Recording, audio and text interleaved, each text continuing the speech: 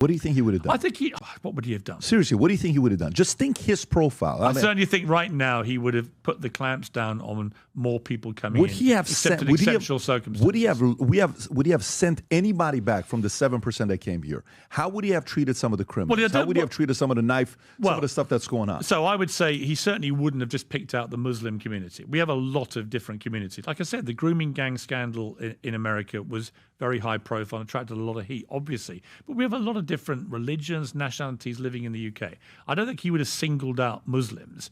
I think what he would have taken a more pragmatic view and gone, we have too many people in this country now. There's too much pressure on our public services. Some people are going to have to leave. Who are those people? Well, anyone who commits a crime, who's come in here to this country legally but commits a crime, should be deported. I think most people feel that. And then you've got to stop the people coming in illegally. What is the most effective way of doing that? No one's had a good plan so far. The Conservative Party boasts about their Rwanda plan, but it was so ridiculous. It was like a tiny handful of people would have ever got on those planes to Rwanda. It was never going to work in the way they kept trying to promise it would. So what is the most effective way to do it? I actually think that if Trump was in charge, for example, he'd probably say to Emmanuel Macron, if you don't stop these boats leaving your shores, because it has to be done at the French end, then we're going to tariff you 1,000% on your wine and cheese coming into the UK. He would have taken a brutal move like that. Why are they not doing that right now? I don't know. I don't know why they're not so tougher on the French. You've got to do a deal with the French on this. You've got to say, look, sorry, you're letting all these people get on these boats. Once they're at sea, there's hardly any way to stop them. And then once they wash up on our shore, they are legally allowed to remain as potential asylum seekers. Is it fear? Is it something you guys need from them? Is it something? Is it a history of Patrick? It's tough leadership. Churchill was a very flawed character in many ways. He was a big smoker, big drinker. He said some pretty ugly things over the years about people, all of these things. But he was also brilliantly talented, an amazing writer, a painter, a musician, also an incredibly complex, talented, brilliant man. But when it came to our biggest ever challenge of facing the threat of Nazism, he was the one who stood up and convinced the British public we can beat these people when nobody else thought we could. And for that alone, he's my greatest ever Briton, albeit like all my great Britons and all my great favourite people, flawed, right? But I think we need a strong, probably flawed character to come forward and go, right, we have this problem. What are we going to do about it? Let's have a proper open debate where people who contribute are not immediately branded racist if they think we have too many people in the country and too many people coming in both legally and illegally. What are we going to do about this? And stop putting people who come in illegally in very luxurious hotel accommodation, which enrages local communities who are living in far lower standards of living. Who are some names? Who are some names? Because remember, Roger Stone was the first guy that looked at Trump and said, that you hear the stories where it's like, this guy's going to be the president one day. You can be the president one day. You can go become president one day, right? And Trump's like, nah, I'm a business guy. I'm doing what I'm doing. Who are some names that you say they would have the brass and the balls to go out there and put their foot down? Here's the problem. I don't really see the person. I'll tell you why I don't think I see that person. We now have a very mediocre tier of politicians in the United Kingdom. All the smart ones who've been genuinely successful in their own lives, they don't want to poke their head into the political arena. It's become too toxic, too damaging. You tend to get absolutely fried for every peccadillo you've ever done in your entire life.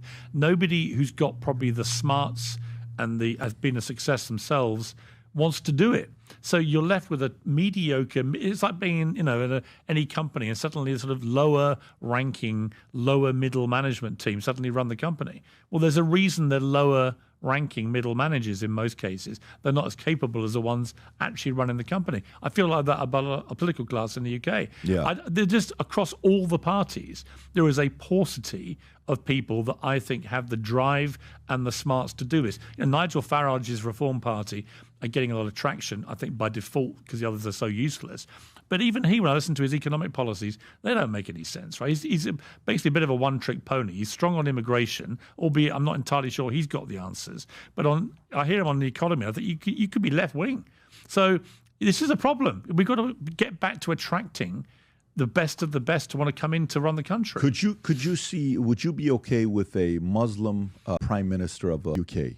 Yeah. You'd be okay. That wouldn't do anything. Absolutely. Yeah. So that's your concern isn't that at all? No, not at all. No, listen. I don't want to radicalize Muslim running the country. I don't want to radicalize anything running the country.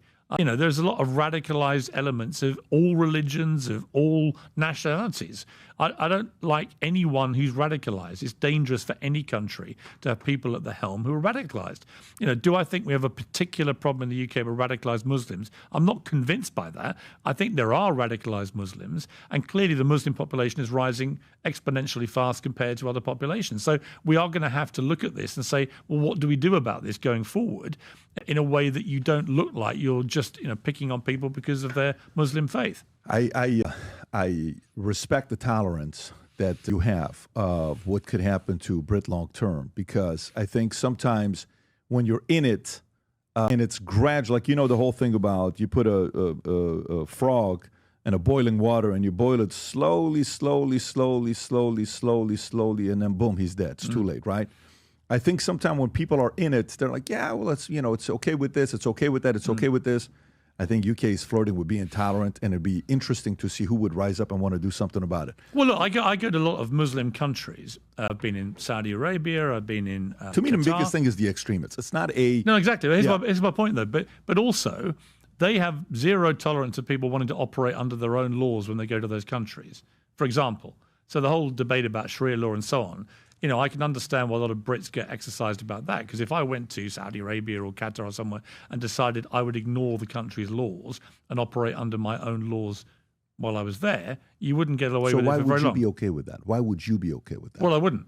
No, but what I'm saying is, so if you were okay with somebody who's a Muslim to become a prime minister, and then say they're the noble one, right? And they're coming in, they actually love Britain. But it opens it up, and an extremist like, I'm going to get in. Then they come in and they say, hey, Sharia law, what are you going to do about it? Then what? Because you're making it a step ahead. Yeah, but I don't think you can't tar the entire Muslim population with the brush of potential extremism in the same way that you get Christian extremists in America who've committed appalling atrocities. I don't assume that every Christian, I'm a Christian, I don't assume every Christian in America is a potential extremist. I just think it's... There's got to be a more... You're comparing the two? No, I'm just saying extremism is extremism. Isn't it? Isn't it? It is. Well, it's the same, isn't it? It is. No, I think extremism is extremism. To me, that's not the part of it. But when you look at the percentage of who is, like, for example, in America, I don't care what part of the world you're in. When Japanese came to the World Cup, do you remember the story about the Japanese when they went to the World Cup? What were they doing afterwards at the end of the game? They were cleaning up the arena. Everybody's like, what are they doing here?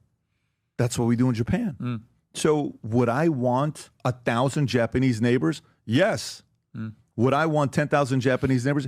I don't care what religion they are. I don't care what God they believe in. They are their own people. They raise kids. They go and work. They don't hate America. They don't get up there and commit terrorist crimes. You don't hear stories like that from them. They just go and do their part, right? But I would argue this back. Right? So I went to the Qatar World Cup, for example, for a week. Felt completely safe. There was no hooliganism whatsoever. But that's not the same as the extremists. These are two different... No, I agree. But again, I think there's extremists everywhere attached to all different groups. And I would say that I like the way the Middle East has been opening up in the last decade. I think it's exciting, it's dynamic. I just interviewed Cristiano Ronaldo in Riyadh at his home there. One thing he said, it just feels really safe. And it feels like it's opening up in a way that's good for families and everything else. And I think that's great. I think we should be encouraging countries like that to continue the evolution that they're on. Without sort of, I don't like the tinge of you're all potential extremists until you prove otherwise. No, because I think it's unfair to a whole. I mean, how many Muslims are there in the world? 1.4 billion. Are we really suggesting that 1.4 billion Muslims are all potential extremists? Because I don't get that sense of the Muslims I know in London. I walk down my high street in London. There are Muslims running all sorts of different businesses. Okay. And honestly, they're not extremists. When we set out to create a shoe that blends comfort, function, and luxury, we had the choice to make it fast. We had the choice to make it cheap. We chose neither. Instead, we chose Tuscany, Italy. We chose true Italian craftsmanship, each pair touched by 50 skilled hands. We chose patience, spending 2 years perfecting every detail, and we chose the finest quality at every step. Introducing the Future Looks Bright collection. Not rushed, not disposable, not ordinary. Rather, intentional, luxurious, timeless. if we look at immigrants that come to America, what percentage of them are on SNAP the most? Have you seen this chart? No. Can you pull up this chart, Rob? So if we statistics are going to show it to you. So if you look at stats on what percentage of SNAP in America, what communities are taking advantage of it the most? Rob, I think we send it in Twitter in a group text where it breaks down who uses it the most and who doesn't use it the most. And stats will tell you, guess what? You'll be able to look at that and say, okay, these communities, if it's Armenian, if it's Assyrian, if it's Persian, if it's this, I want to know about it. Yeah. And then from there, you have to sit there and say, when people come here from XYZ country, they make America a great place. Let's get some more of them. When people come here from XYZ countries, they don't make the place a better place. Well, let's do something about it as well. Can you? Did you find it, Rob? I'm looking right now. Hey, Humberto, can you guys send the chart? I think you know which one I'm talking about. That breaks down exactly the SNAP benefits. You will see in America, so while the government shutdown took place, food stamps by ethnicity. 45.6% of immigrants from Afghanistan are on SNAP. 42.4% from Somalia. 35% from Iraq. Then it's Dominican, Caribbean, Native, Puerto Rican, Cuban. So if I look at this number here, keep going all the way down, Rob, keep going all the way down, all the way down, all the way down, all the way down. Okay, so then what do you see? Indians, 4.4%. Why are Indians not our SNAP? Indians are not Christians. I don't care what the religion is. Okay, I'm not sitting here saying, well, but if you go all the way to the top and you look at SNAP, why are we inviting more from Afghanistan, Somalia, Iraq? I'd need to study this in more depth, but certainly the Afghanistan, Somalia, Iraq, these are people, I imagine, predominantly who have fled war-torn countries. So they, by definition, when they come to America, are going to be impoverished. Yeah, right? but when America was founded, it's about getting the best to come over here, right? Like you run a business, you have one of the top shows. When it comes on to debate, you're running the number one show in the world. When it comes on to debate, I don't think anybody is doing a better job than you when it comes on to the debate shows. But you would sit there and you would say, all right, can we look at the last 100 hires that we made? Yes. What school did they come from? Okay, and we'll see a pattern. Who has been here that has the highest retention ratio? And it'll say, University of Florida, their tenure with our company is 3.8 years. Florida State is 7 months. I'm just making stuff up. FIU is 1.1. Such and such is. And guys, no more recruiting from FIU. I don't know the people at FIU. I don't know the people from Florida State. All I see is the tenure. When they come in, they're contributing to society in a positive way. I think from that standpoint, you have to consider who it's coming in. I don't care if you're Muslim, Christian, Jehovah, Seventh-day Jew. Let me ask you a difficult question. Yeah. So you fled your family from Iran. I lived there for 11 years. From a war-torn place. We did. Right? So take Iraq, for example. When I was editor for the Daily Mirror in the UK, I opposed the Iraq war before, during, and after it. Cost me my job in the end. Yeah. After 10 years running the newspaper. But I think I was vindicated by what happened afterwards. That war was fought on a false pretext. Saddam Hussein had weapons of mass destruction. They never found them. So and also there was this kind of subliminal, we need to respond to 9/11. We can take out Saddam. I never saw that connection. It seemed to me completely wrong. Much more arguable to go after where bin Laden and his people were in Afghanistan. So I look at Iraqis, right, who were displaced by a war, which many people, including me, would say was an illegal war in their country that caused utter devastation. And they come to somewhere like the United States, which has been the home for people like that ever since its inception, and is lauded around the world for that, for being a place that you can come to, right, from places like that. But is there not a particular duty of care? Maybe you don't think there is, but is there not a duty of care to people who come from a war-torn place like Iraq, where the United States, along with the UK and other countries, waged that war, in my view, completely wrongly, in a way that caused their displacement, caused them to lose their homes, maybe lose their loved ones, and they come here for a better life, but when they get here, they have nothing.